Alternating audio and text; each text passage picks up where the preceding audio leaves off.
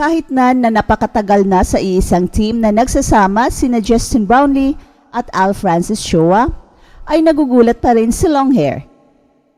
Kilala kasi si Al Francis Chua sa kanyang long hair at sa Asian Games ay ginulat pa rin ni Magic Justin Brownlee si Al Francis Chua, especially sa game versus China, na kung saan ipinasok ni Justin Brownlee ang back-to-back very difficult 3-point shots to give the win para sa Gilas for the right to play in the gold medal match against Jordan.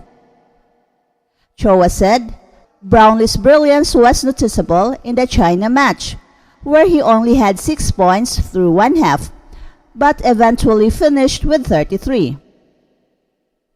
Tingnan niyo sa China. Teka muna, ako na to.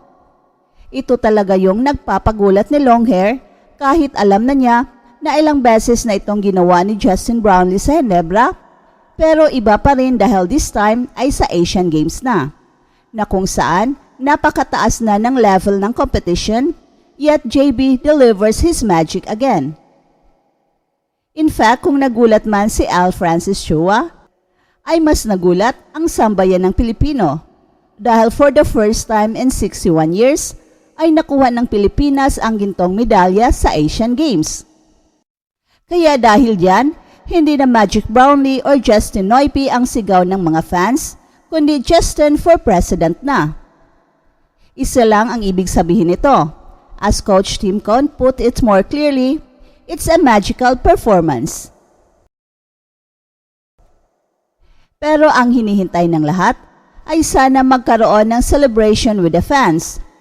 Siguro it is fitting na magkaroon ng parada starring the 12 Gilas players, the coaches, and all the men and women na nagiging susi sa panalo ng Gilas.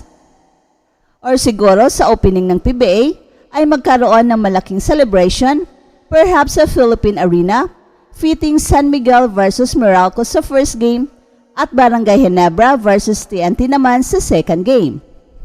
Tiyak puno na naman ang Philippine Arena nito kung sakali. Dahil ang daming magagandang matchup.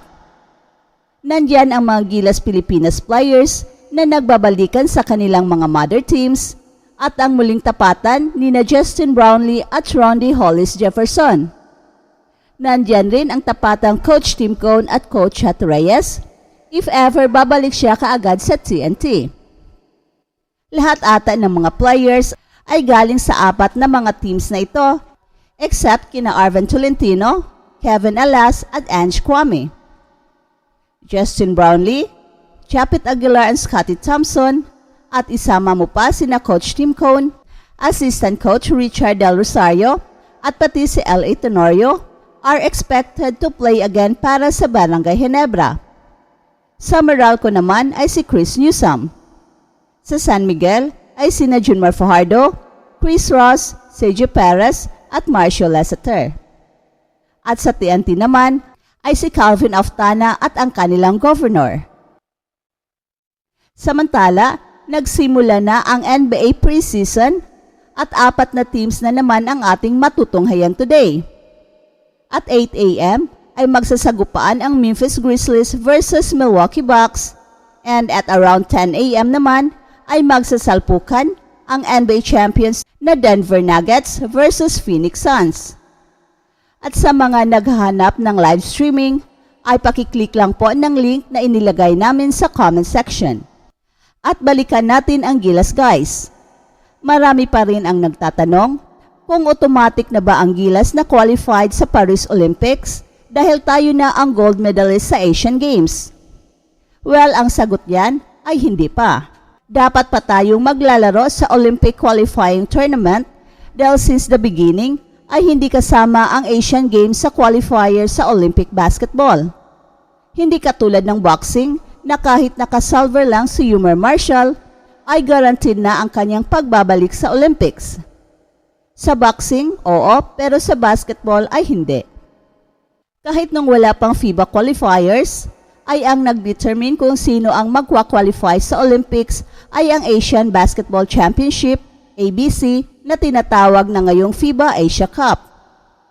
Pero kahit hindi tayo automatic qualified sa Paris Olympics, kahit na tayo ang gold medalist sa Asian Games, ay meron pa tayong chance na mag-qualify sa Olympics sa pamamagitan ng pagsali sa 2023 Olympic Qualifying Tournament sa July next year. Pero it is expected na napakalakas ng mga team sa Europe, Africa at Amerika na makakaharap ng gilas.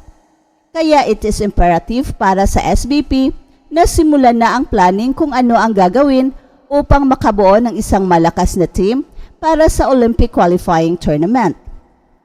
Siguro the best way to do it is to form an all-PBA team at idagdag na lang sina Kai Soto at AJ Edo dahil kailangan ng additional big men ang team. Dahil mukhang magre-retire na si Japet Aguilar at hindi rin pwede si Ange Kwame dahil FIBA sanctioned tournament na ito at isang naturalized player lang ang pwede. And as much as we wanted to have the likes of Renz Abando and Dwight Ramos, ay siguro mas mainam na sa PBA na lang kukuha ng mga pamalit sa kanila. Dahil nandyan naman si Chris Newsome for Abando at sigurado fully healed na by that time si Jamie Malonzo. At sana si Coach Tim Con pa rin ang head coach at siguro pwedeng-pwede na sina Calvin Abeva at Terence Romeo pati si Jason Perkins sa Olympic qualifiers. At kailangan pa rin ng gilas sa long hair upang masiguro na nakafocus ang lahat. We need a trio of Barangay Ginebra na sina Coach Tim Cone, Team Governor and Gilas Manager Al Francis Chua at ang resident import ng Ginebra at ang naturalized player na si Justin Brownlee. Siguradong may laban tayo. That's it for now, guys. Pero bago kami magtatapos, ay huwag kalimutan na huwag magpahuli sa mga pinakabago mga kwento at balita ng kasiyahan at tagumpay. Bahala na ang mga marites dyan. Basta kami ay handang maghatid ng tunay na inspirasyon sa mundo ng sports.